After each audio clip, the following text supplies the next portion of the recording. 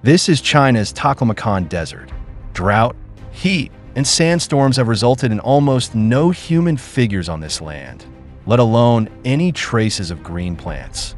But in the southwest of this barren desert, Chinese farmers did something incredible. They chose to grow wheat here. At first, many people thought that this was a doomed attempt. Because there was no water source and the climate was extreme, wheat could not survive at all. Today, when you really set foot on this land, you will see an endless wheat field in the middle of the desert. More than 10,000 acres of wheat have matured, golden, and undulating with the wind. In the fields, dozens of large harvesters are working back and forth, and hundreds of trucks transporting grain are neatly lined up, waiting to load the harvest. So the question is, why does China grow wheat in the desert? What is the significance of doing this? What is even more curious is how wheat survives in this extremely dry land. If you like our video content, please click to subscribe to my YouTube channel so that you can receive all our latest video content. Now, let's get into today's topic.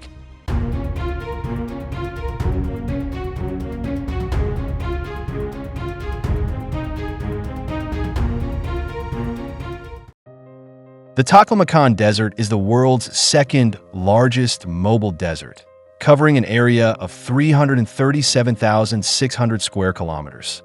The annual precipitation here is less than 100 millimeters, while the annual evaporation is as high as 2,500 to 3,400 millimeters, which is about 30 times the precipitation. In such an extremely dry environment, it is almost considered an impossible task for the Chinese to grow wheat in the desert. The primary challenge facing the Chinese scientific research team is how to solve the three major problems of water source, soil, and seeds. In order to overcome these technical barriers, starting in 2023, Chinese researchers have carried out a year-long field investigation and experiment in this uninhabited sea of sand. In the end, through a series of technological breakthroughs, they solved various problems one by one. The first is the water source problem.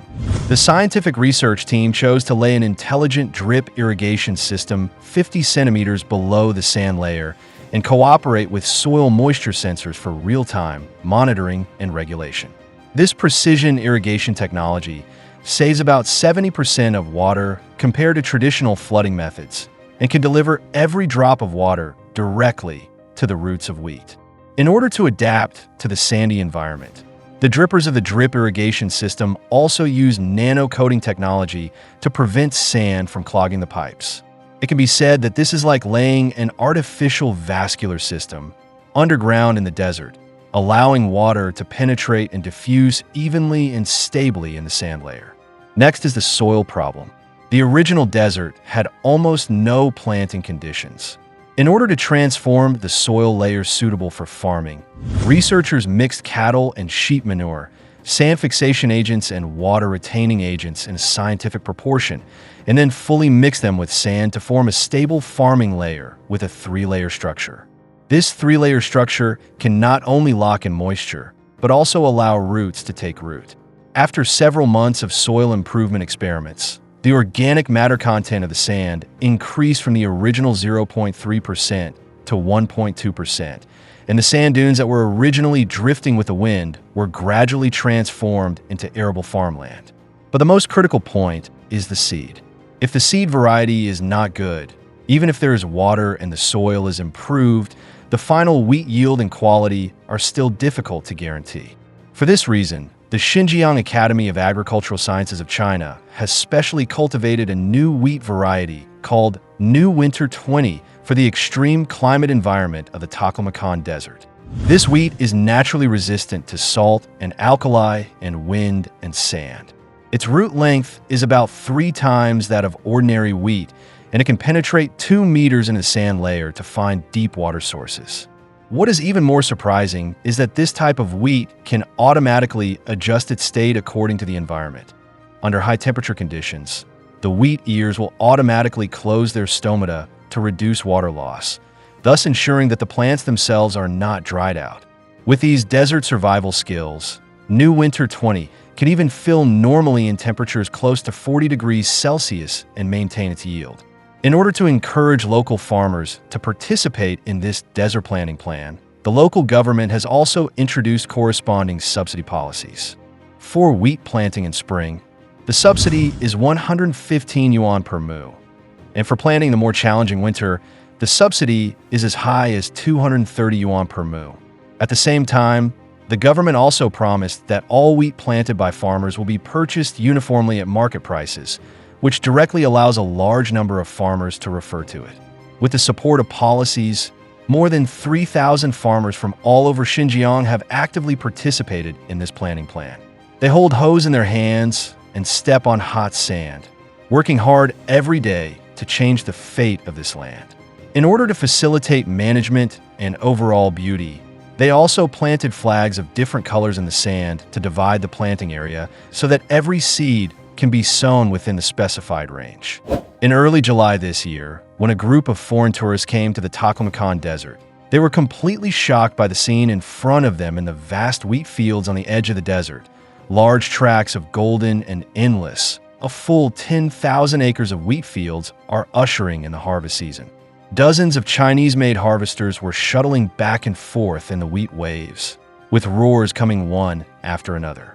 Not far away, hundreds of trucks transporting grain were lined up in a long queue, waiting to transport the freshly harvested wheat to the designated storage area. It was hard for these foreign tourists to believe that not long ago, this place was just a deserted and mobile desert, but now it has become a golden ocean. The wheat waves rise and fall with the wind, like a layer of golden waves floating on the desert. They used their mobile phones to record this shocking scene and uploaded it to overseas social platforms. Soon after, these pictures quickly spread. Many people expressed shock, but many people also questioned. They didn't believe that the Chinese could really grow so much wheat in the desert. In fact, when Chinese farmers began to harvest this batch of wheat, the original expected yield level was about 400 kilograms per mu, but the final yield reached 588 kilograms per mu. This result excited the research team, because what was originally just an exploratory trial has now become a breakthrough. But it also prompted them to quickly launch the next stage of the research plan. According to a researcher, they plan to expand the current 10,000 mu of wheat fields to 50,000 or even 100,000 mu in the next 3 to 5 years, and strive to increase the wheat yield to 700 to 800 kilograms per mu. Originally, everyone thought that it was a miracle to successfully grow food in the desert. But when the wheat planting experiment was completed, it brought a bigger surprise. In the past, we usually planted trees or grass to control sand, and no one really considered using food crops to replace traditional sandproof plants. But this time, the results of wheat planting directly changed this old idea. During the harvesting process, farmers left the wheat straw in the field and found that these residues could actually form a natural windbreak. When the wind speed reaches 12 meters per second, the soil loss rate in the straw-covered area is reduced by more than 60% compared with the bare land.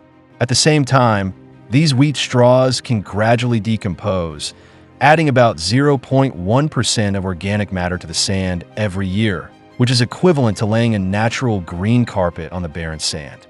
Moreover, the wheat growing area has also triggered positive changes in the local microclimate. The air humidity has increased by about 15%, and the temperature difference between day and night has narrowed by 8 to 10 degrees Celsius.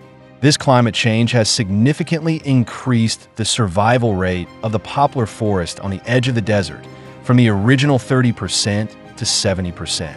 At the same time, small animals such as sand foxes and hares, which were almost extinct in the local area, have also begun to return to this land. Interestingly, Chinese farmers accidentally planted a drought-resistant alfalfa in the process of growing wheat. This plant has strong adaptability and has driven the recovery of nearly 20 endangered desert plants. According to research, alfalfa has a well-developed root system, is extremely drought-resistant, and can grow in many types of soil. In addition, alfalfa contains 22% to 24% crude protein in its dry matter and is rich in vitamins and minerals. It can be used as high-quality forage to replace some traditional feed. This means that if China grows alfalfa, a green plant, on a large scale in the desert, it will effectively prevent the continued deterioration of desertification. So the question is, since the Chinese can grow wheat and even alfalfa in the desert, does that mean that other crops can also take root here? Indeed, as long as wheat can grow smoothly in the desert, it is not impossible to introduce other crops for rotation or expand the planting range in the future.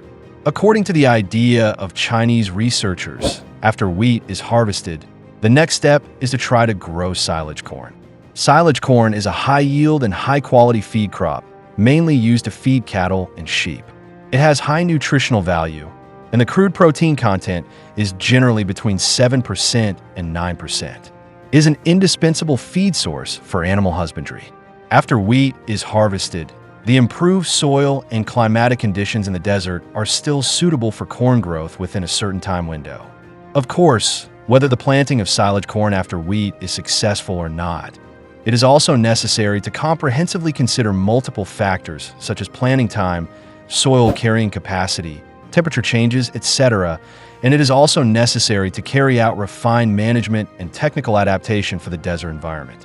However, with the successful experience of wheat planting as a foundation, coupled with the continuous technical support of the Chinese scientific research team and the actual actions of Chinese farmers, it is entirely possible to grow high-yield and high-quality silage corn in the Taklamakan Desert in the future. Maybe you are curious, why does China spend so much money to grow food in the desert? Despite the harsh environment of the Taklamakan Desert, more than 300,000 people still live on its edge. There's almost no complete agricultural or industrial system in these places, and living conditions are very difficult. More than 20 years ago, local farmers worked hard all year round, and the average annual income was only about $700, which is not even as much as the monthly salary of many urban residents today. But with the gradual implementation of the Chinese government's agricultural policies, farmers living on the edge of the desert can participate in the large-scale planting of desert wheat without having to bear too much cost. Every time a piece of mature wheat is harvested into the granary, the farmers who work hard can also get a real income. Therefore, planting wheat in the desert has improved the living conditions of farmers on the one hand, and on the other hand, it has played an important role in desert control. In fact, the desert is not limited to growing grain. After scientific planting, some crops with higher economic value can also take root here, such as roses. Many people think that roses are placed in vases for viewing, but in western China, these desert roses can grow tenaciously in the wind and sand. Back in November 2024, in Yuqing County, Xinjiang, a county located on the edge of the Taklamakan Desert, the scientific research team has successfully planted nearly 100,000 desert roses in an arid environment with large temperature differences between day and night but sufficient light, and has entered the picking stage. This particular variety of rose is extremely drought-resistant and salt-alkali resistant, and is very suitable for growing in harsh desert environments. It has a well-developed root system, especially the lateral roots that grow fast and have strong ductility. After scientific cultivation, it only takes 2 to 3 years for a rose to form a flower ridge with a diameter of 2 to 3 meters. In the frontier areas where the wind and sand are the most violent, the local area has also specially established rose windbreaks to block the wind and sand, slow down the wind speed, and reduce erosion on the surface. But whether it is desert wheat or desert rose, China's exploration of sandy agriculture has provided a new idea and paradigm for global desertification governance. After all, similar ecological challenges are not unique to China. The Middle East, Africa, and other places have long been affected by the dual impact of climate change and land degradation, and agricultural productivity is seriously insufficient, which in turn restricts local economic development. For example, Sudan, as one of the countries with the most serious food problems in Africa, is facing an unprecedented crisis. According to a report by the United Nations, by 2025, about 13 million miners in Sudan will be in a state of severe food insecurity, accounting for 1/3 of the country's population. But now, as China's desert agriculture plan continues to mature. Basic food crops like wheat are having the opportunity to go out of China and bring solutions to other countries facing similar problems. To not miss out on our future projects and news updates, please make sure you subscribe to our channel and turn on notifications. We will continue to provide you with more exciting and interesting content.